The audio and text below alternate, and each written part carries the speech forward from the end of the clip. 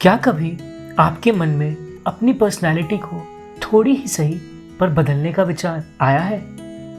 आपने कभी खुद के कुछ नापसंद बिहेवियर को चेंज करने की कोशिश की है? कभी सोचा है कि अपनी पर्सनैलिटी को बदल पाना पॉसिबल भी है या नहीं? हमारी पर्सनैलिटी क्या केवल प्रकृति यानी जेनेटिक्स का ही परिणाम है जिसे हम अपनी पूरी लाइफ में कभी बदल नहीं सकते, या अपने अनुभवों से, पालन पोषण के तरीकों से, आसपास के वातावरण से वो बदली भी जा सकती है? तो दोस्तों, मैं हूँ क्यूरियस रवि और आज की इस वीडियो में सबसे पहले तो हम यह जानने की कोशिश करेंगे कि पर्सनैलिटी होती क्या है। आगे हम देखेंगे कि ये पर्सनैलिटी ट्रेट्स हमारे अंदर आती कैसे है और इसे सच में बदल पाना संभव भी है या नहीं। So let's begin.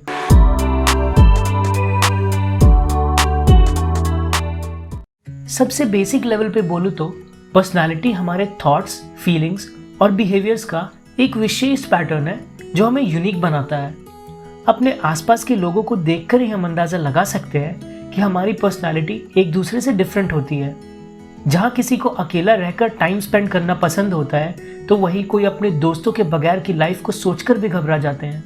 किसी को बात बात पर जोक करना पसंद होता है, तो वही दूसरी तरफ ऐसे लोग भी हैं जो हमेशा सीरियस रहने में कंफर्टेबल फील करते हैं। ऐसे छोटे छोटे अनगिनत पर्सनालिटी ट्रेट्स लोगों में पाए जाते हैं, जिनको साइकोलॉजिस्ट के अकॉर्डिंग 5 ब्रॉड कैटेगरीज में डिवाइड किया जाता है, जिसे हम दी बिग 5 पर्सनालिटी ट्रेट्स भी कहते हैं। वो 5 कैटेगरीज हैं। पहली, ओपननेस यानी खुलापन।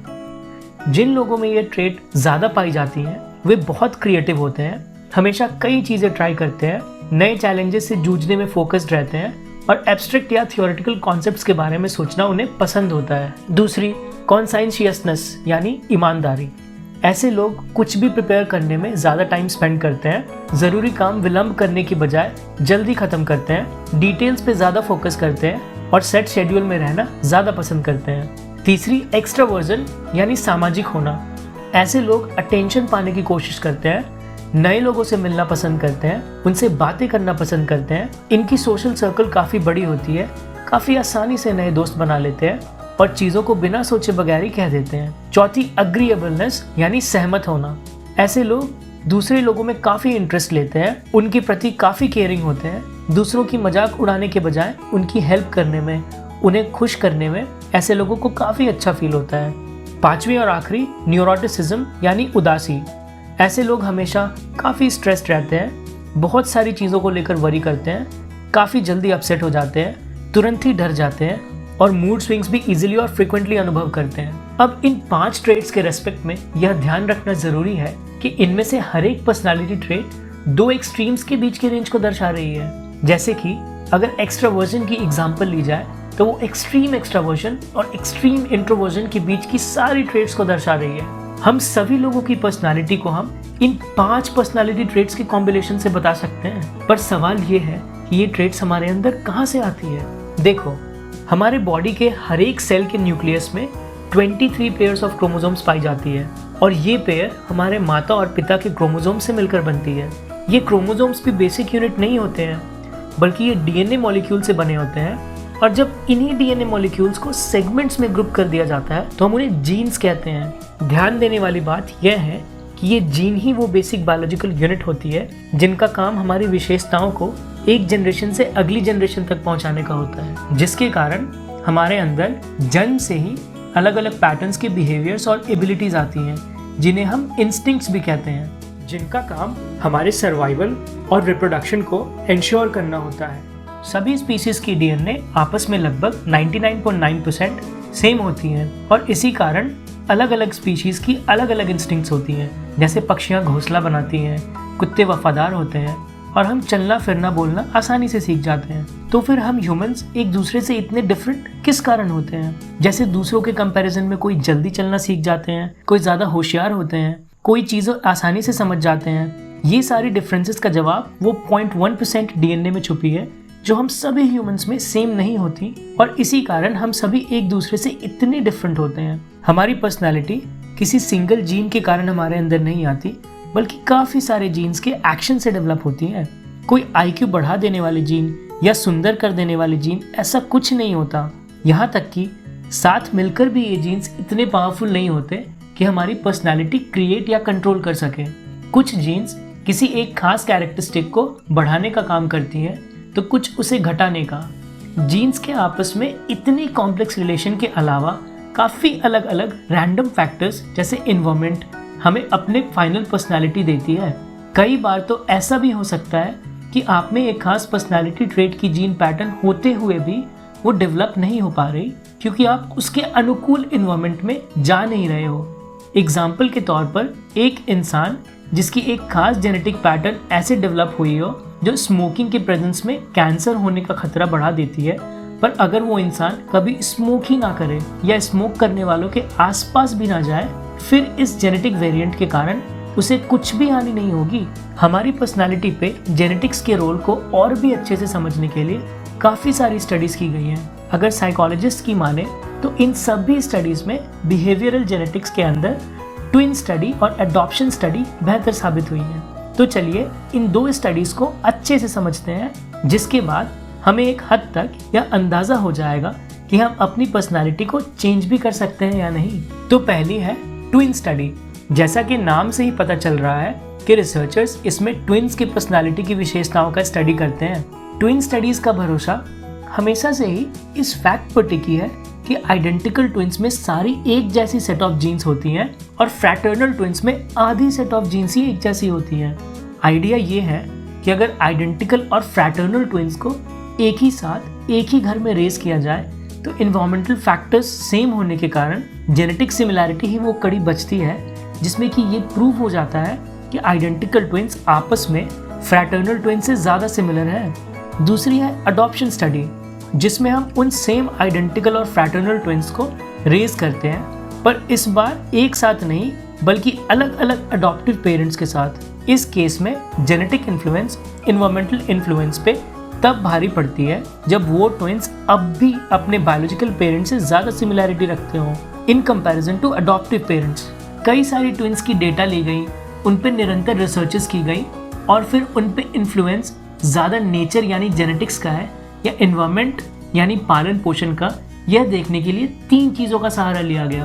पहली हेरिटेबिलिटी, मतलब ज़्यादा जेनेटिक इन्फ्लुएंस, जो कि तब सिद्ध होगा जब आइडेंटिकल ट्विन्स आपस में फ्रैटर्नल ट्विन्स से ज़्यादा संबंध रखते हों। दूसरी शेयर्ड इन्वायरमेंट, मतलब वातावरण में एक जैसे एक्सपीरियंस, जिसके कारण आइडेंटिकल और फ्रैटर्नल ट्विन्स में डिफरेंस कर पाना काफ़ी मुश्किल हो सकता है, मतलब वो एक जैसे ही होंगे। तीसरी है नॉन शेयर्ड इन्वायरमेंट, जो कि तब सिद्ध होगा जब इवन आइडेंटिकल ट्विन्स भी काफ़ी अलग हो। हालांकि नॉन शेयर्ड इन्वायरमेंट असल में किन फैक्टर्स पर डिपेंड होता है इसका पता लगा पाना काफ़ी मुश्किल हो सकता है, पर एक एग्जाम्पल के तौर पे कंसिडर करें तो ऐसा तब देखने को मिलता है जब एक ही घर में रहने वाले इन ट्विन्स को पेरेंट्स अलग अलग तरीके से ट्रीट करते हैं, जिसके कारण कम प्यार मिलने वाले ट्विन के आत्मसम्मान पे ठेस पहुंचती है और तभी दोनों आइडेंटिकल ट्विन्स होकर भी काफ़ी अलग हो जाते हैं। रिसर्चर्स ने इन 3 फैक्टर्स का प्रभाव ट्विनर अडॉप्शन स्टडीज पे देखते हुए उसे अलग अलग पर्सनालिटी ट्रेट्स के अनुसार बांटा और उसे कुछ इस तरह रिप्रेजेंट किया। कॉलम 1 को देखते ही पता चल रहा है कि जब दोनों तरीके के ट्विन्स को एक ही घर में एक ही माहौल में रेज किया गया तब भी अलग अलग पर्सनालिटी ट्रेट्स जैसे अग्रेशन में, फिंगरप्रिंट पैटर्न्स में, अल्जाइमर डिजीज होने की अपेक्षा में और यहाँ तक के बिग 5 डिमेंशंस में भी फ्रैटर्नल ट्विन्स की तुलना में आइडेंटिकल ट्विन्स आपस में ज़्यादा सिमिलर हैं। इवन कॉलम 2 में भी देखें, जहाँ दोनों तरीके के ट्विन्स को अलग अलग माहौल में और अलग अलग पेरेंट्स के साथ रेज किया गया है, तो वहाँ भी रिजल्ट्स लगभग सेम ही देखने को मिल रहा है।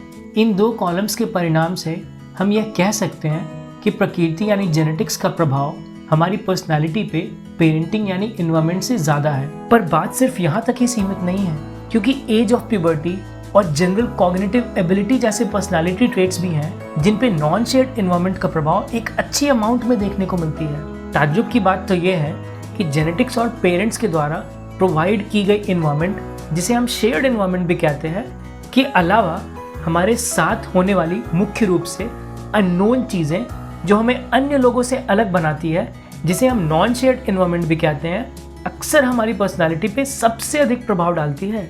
जबकि हमारे सोसाइटी में ज़्यादातर लोग यही सोचते हैं कि पेरेंट्स का उनके बच्चों की पर्सनालिटी पे एक गहरा प्रभाव होता है और इसी कारण पेरेंट्स अपने बच्चों को अपने अनुसार ढालने में लग जाते हैं। पेरेंटिंग शेयर्ड एनवायरनमेंट के रूप में छोटे बच्चों की पर्सनालिटी और बिहेवियर को प्रभावित करती है, लेकिन जैसे जैसे बच्चे बड़े होते जाते हैं यह प्रभाव तेजी से कम होती जाती है। इसका मतलब यह है कि ऑल्दो पेरेंट्स को बच्चों के लिए एक नूरिशिंग और स्टिमुलेटिंग वातावरण प्रदान करनी चाहिए, पर चाहे वो कितनी भी कोशिश कर ले, वे अपने बच्चों को जीनियसेस और प्रोफेशनल एथलीट्स में बदलने में सक्षम नहीं होंगे और न ही वे उन्हें अपराधियों में बदल पाएंगे। तो क्या इतने सारे स्टडीज से यह प्रूव हो जाता है कि हमारी जेनेटिक्स ही हमारी डेस्टिनी है और इसे हम भरपूर कोशिश के बावजूद भी नहीं बदल सकते? अभी तक के रिसर्चेस से ऑल्दो ये दोहराना इम्पॉर्टेंट है कि हमारी पर्सनालिटी पे जेनेटिक्स का प्रभाव एक अच्छी मात्रा में है, पर फिर भी केवल जेनेटिक्स ही सब कुछ तय नहीं कर देता है। जैसा कि हमने पहले भी देखा है कि नॉन शेयर्ड एनवायरनमेंट का हमारी पर्सनालिटी पे प्रभाव भी कुछ कम नहीं है, जिसमें वो सभी चीजें शामिल हैं जो हमारे साथ अक्सर होती हैं, जो हमें यूनिक बनाती हैं, जैसे कि हमारी ब्रेन स्ट्रक्चर, न्यूट्रिशन, एजुकेशन, पालन पोषण और यहाँ तक के जीन्स के आपस के इंटरेक्शंस भी। एनवायरमेंटल फैक्टर्स के कारण जन्म के समय मौजूद जेनेटिक डिफरेंसेस समय के साथ या तो बढ़ सकते हैं या कम हो सकते हैं। एक जैसे आइडेंटिकल ट्विंस के दिमाग और शरीर बिल्कुल एक जैसे नहीं होते हैं और जैसे जैसे वे बड़े होते हैं वे और भी अलग हो जाते हैं। नतीजा ये कि इवन जेनेटिकली आइडेंटिकल ट्विंस भी अलग अलग पर्सनालिटी के होते हैं, जिसका सारा श्रेय नॉन शेयर्ड एनवायरमेंटल इफेक्ट्स को जाता है। क्योंकि ये नॉन शेयर्ड एनवायरमेंट बहुत ही रैंडम और नॉन सिस्टमेटिक है, यह कभी भी निर्धारित करना मुश्किल होगा कि बच्चे के बड़े होने पर उसका क्या होगा। हालांकि हम अपने जीन्स को इनहेरिट करते हैं, लेकिन हम अपने पर्सनालिटी ट्रेट्स को इनहेरिट नहीं करते हैं। हमारे पर्सनालिटी पर हमारे जीन्स का प्रभाव पूरी तरह से हमारे लाइफ के सिचुएशंस पे निर्भर करता है, क्योंकि यह हर दिन बदलती रहती है। केवल और केवल हमारे जीन्स के बेसिस पे कोई यह नहीं कह सकता कि हम किस तरह के इंसान बनेंगे या जीवन में क्या करेंगे। इसलिए माना कि हमारे ब्रॉड पर्सनालिटी ट्रेट्स जीवन भर बदले नहीं जा सकते, पर हमारे बीच के क्वालिटीज जैसे हमारे सेल्फ बिलीव्स, हमारे एफर्ट्स, कॉपिंग स्किल्स और स्ट्रेस मैनेजमेंट टेक्निक्स जो इन ट्रेट्स के नीचे स्थित हैं, जो हमें खुद को बनाने में सबसे महत्वपूर्ण है, वे बदले जा सकते हैं। आगे दिए गए कुछ टिप्स जो एक्सपर्ट्स के अनुसार अगर हम चाहें तो हमारे पर्सनालिटी ट्रेट्स पे रियल और लास्टिंग चेंजेस ला सकते हैं। पहली है, नई आदतें सीखिए।